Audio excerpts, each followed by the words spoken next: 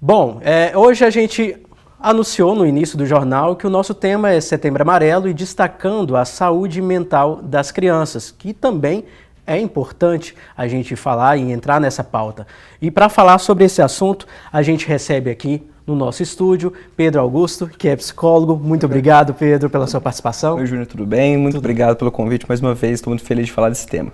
Bom, é um tema importante, delicado ao mesmo tempo, né? Que a gente está entrando nesse mês de Setembro Amarelo, certo, falando sobre a saúde mental.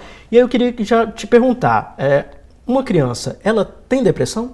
Sim, é possível que as crianças tenham depressão, sim. Passa muito batido, vamos dizer assim, né? Se a gente for ligar, é muito subdiagnosticado, que é o termo correto. Mas a depressão na criança se assemelha a alguns pontos, mas se diferencia em muitos em relação ao adulto, por exemplo. Alguns sintomas que são compartilhados com o adulto são a anedonia, que é a perda de prazer por coisas que antes a criança considerava prazerosa, a perda de interesse ou uma insegurança muito grande de se relacionar com outras pessoas, um senso de baixa autoestima e baixa eficácia, que ela não consegue, de vir pensamentos e frases no sentido, eu não sou capaz de fazer isso, eu não consigo fazer isso, em várias áreas da vida dela. É comum que a criança, a partir dos 6 até os 10 anos, ela consiga falar bastante e relate com uma certa frequência sobre o que ela é boa ou não, mas faz com que a repetição e a intensidade, a frequência desses comentários façam que os adultos tenham que prestar atenção. Então, é possível sim que a criança tenha depressão. Um sinal que é particular das crianças que é uma irritabilidade constante. Uma criança que qualquer coisa tem uma crise de desregulação, não só na depressão infantil. Isso de humor. Isso, sim, uma questão de humor mais irritável. Certo. Né? Então, é muito complicado, às vezes, as pessoas atribuírem algo diretamente à personalidade da criança. A criança ela é mais complicada mesmo, ela é mais difícil. É fase. É fase e tem uma expectativa que vai passar naturalmente. Não é bem assim. Uma criança que passa boa parte do tempo dela com humor irritável é uma criança que demanda atenção, não é uma criança que deva ser rejeitada, uma criança que deve ser taxada como chata, como difícil. Né? É algo que infelizmente é muito comum. Dar esses comentários, essas características até pejorativas para a criança. Então, uma criança que precisa cuidar está sendo taxada dessa forma. E você citou essa questão da criança perder o prazer, né? Não fazer as atividades que ela gostava de fazer e deixar de fazer o que dava alegria para ela. Por que isso acontece? A depressão tem como essa característica, né? Um dos fatores centrais é a anedonia, algo que eu comentei com você. E a anedonia acontece porque, entre outras coisas, a depressão vai tirando tudo que dá vontade, né? Tudo que é associado de prazeroso, de bom. As crianças e os adultos e os adolescentes, todo mundo que sofre com a depressão, vai identificando assim, não é tão bom assim, não vale mais a pena de tentar.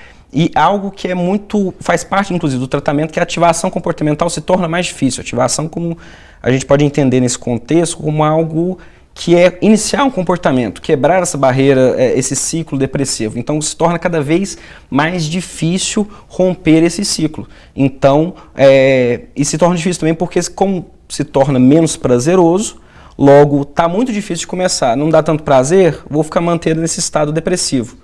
Né, que é um estado de o corpo tem uma diminuição de neurotransmissores que estimulam o prazer e faz com que a gente sinta menos prazer. Certo. Além de depressão, a ansiedade também acontece em crianças e adolescentes? Sim, inclusive estatisticamente falando, a ansiedade é mais comum que a depressão.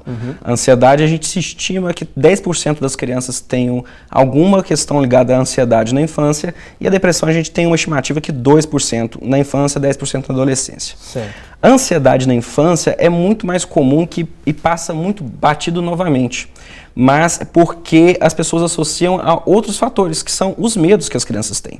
As fobias específicas que dependem e variam a cada faixa etária. Algumas crianças sentem medo de dormir sozinhos, do escuro, ou de serem deixados pelos pais na escola, ou de irem mal em uma prova, ou de irem mal no esporte, e a ansiedade vai aparecendo como forma de medo. E aí, como você comentou, muitas das vezes as pessoas acreditam, os adultos responsáveis acreditam que é algo transitório, é algo passageiro, e não é bem assim.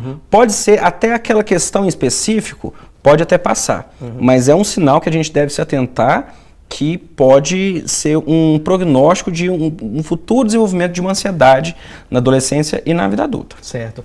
A gente está recebendo aqui o psicólogo Pedro Afonso falando sobre saúde mental, falando de saúde mental em crianças. Se você tem alguma dúvida, pai, mãe, está assistindo a nossa entrevista, mande a sua dúvida na nossa live no YouTube, que o Pedro responde aqui para a gente. Bom, Pedro, e outra questão, como os pais podem agir quando identificar as sinais, né?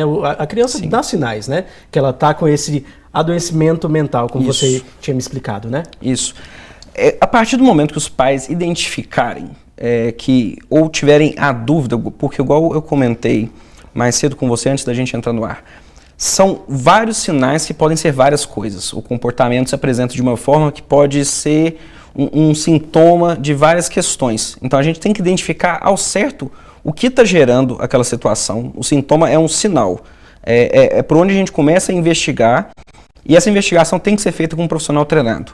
É claro que a gente tem muita informação em todos os veículos digitais, a gente está levando essa informação, que é algo muito importante, que infelizmente os pais têm que fazer o que eles podem com pouquíssima informação, algo tão complexo.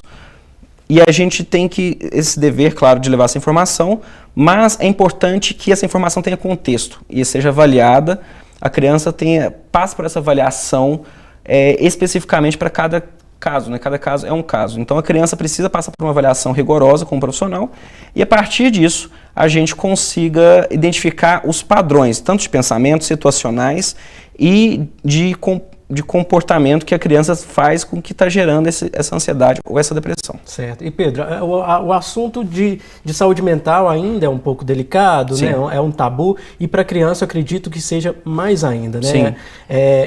A criança, ela pode tomar uma medicação? O especialista passa um remédio para ela? Sim.